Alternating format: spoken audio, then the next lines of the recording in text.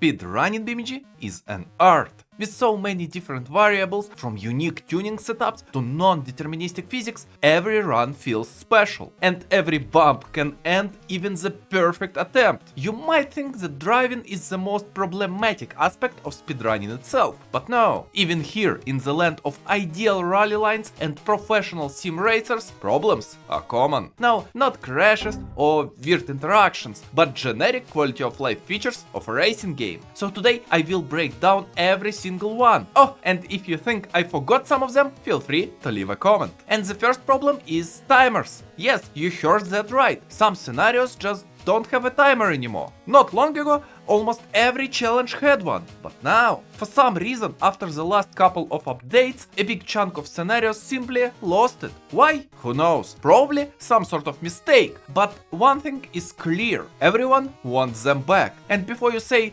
use the UI timer, it doesn't work on missions where the timer is disabled. But the speedrunning community found a way to at least minimize the damage. The Hotlap UI tool. If there is at least one checkpoint, this small feature can tell you the actual time of finish. But for missions with no checkpoint, sadly, live split is the only option. This should be an easy fix, so if any BeamNG dev is watching this, please fix it. Bring the timers back.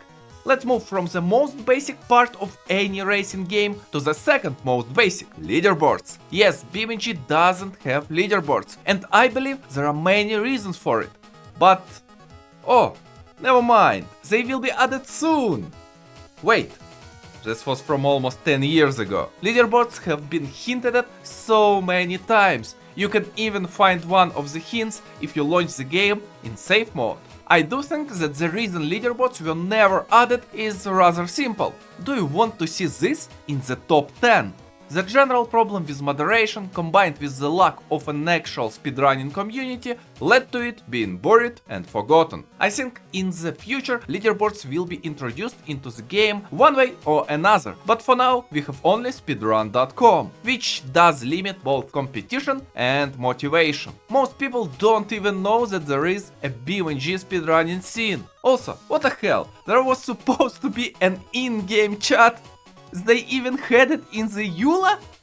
What? Where is my chat? Bring back chat! And while I just mentioned leaderboards and moderation, the replay system is also far from perfect. I mean, it works, and works fine, unless, of course, you try to load a time trial and don't have the right tune setup for the car. Then it becomes funky, to say the least. The real problem though is how replays are stored. BeamNG doesn't have deterministic physics.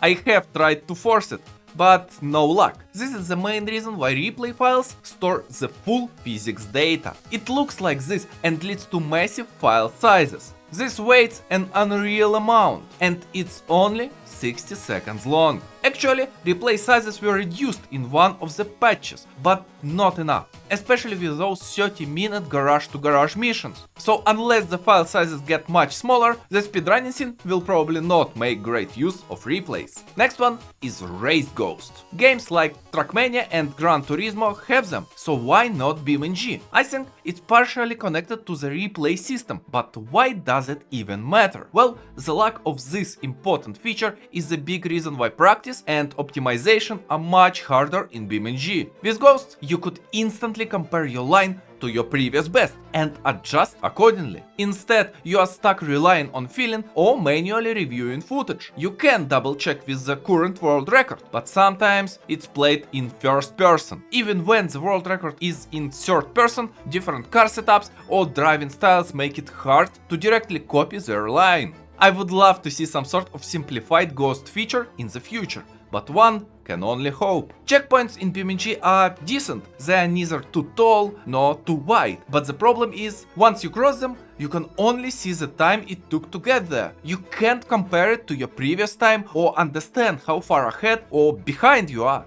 For competitive speedrunning, real-time data is crucial. Knowing how much time you gained or lost could be the difference between taking a turn aggressively or playing it safe.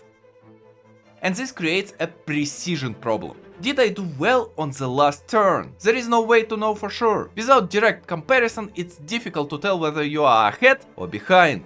To solve this, speedrunners have come up with a workaround. They memorize the world record time for a particular checkpoint and try to beat it. It's not perfect, but since the game doesn't offer a built-in comparison tool, this is the easiest and most practical method available, at least for now. Data is always important in speedrunning, and more data is always better. One major missing tool in BeamNG is the lap duration input graph. It's practically a visual breakdown of speed, throttle, braking, and steering inputs over the course of the lap. Games like Assetto Corsa provide this kind of telemetry, allowing players to analyze exactly where they lost or gained time. With a proper input graph, it's pretty easy to pinpoint where the brake was too early, acceleration was too late, or there was even a loss of traction. This can help optimize each turn, but as with almost everything on the list, the only way to currently see and store that kind of info is manual recording. And it's both time consuming and always going to be less precise. At least the game provides a lot of useful UI tools to help with it. Still, having this data available to be stored would make improvement much more accessible and elevate the entire scene.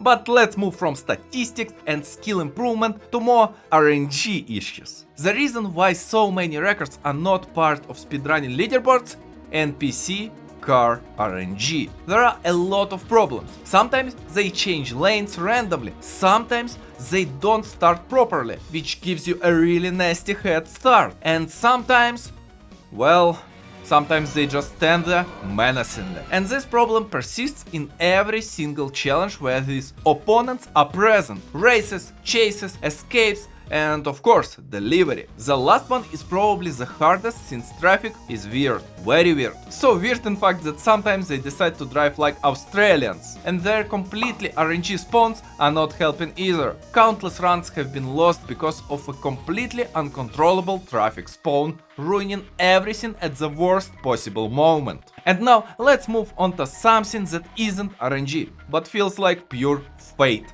Patches. I love every single update that BeamNG dev team puts out, from the smallest hotfixes to the biggest content drops with new cars, maps and more. These updates aren't super frequent, but when they do arrive, they can shake things up. Sometimes for the worse. Some changes are just collateral damage, like the second map in Senseless Destruction, where the player's vehicle was unintentionally weakened, making a max score nearly impossible. Other times, entire scenarios get reshaped, for reasons that are honestly unclear. Field Run and Pessima Introduction are two prime examples. In Field Run, a new rule was added requiring players to stay near a friendly vehicle, and that vehicle's entire driving path was changed. As for Pessima Introduction, well, I covered that in my last video, but to recap, the start was completely reworked and one checkpoint was removed, effectively killing a world record that had stood for 5 years. Because of changes like this, some runs end up getting archived, making way for both new runners and new possible skips. Others, like chase scenarios, are simply never added to the leaderboards at all. Due to the behavior of NPC drivers changing so much after updates, chase scenarios play completely differently every patch. Runs can quickly become outdated,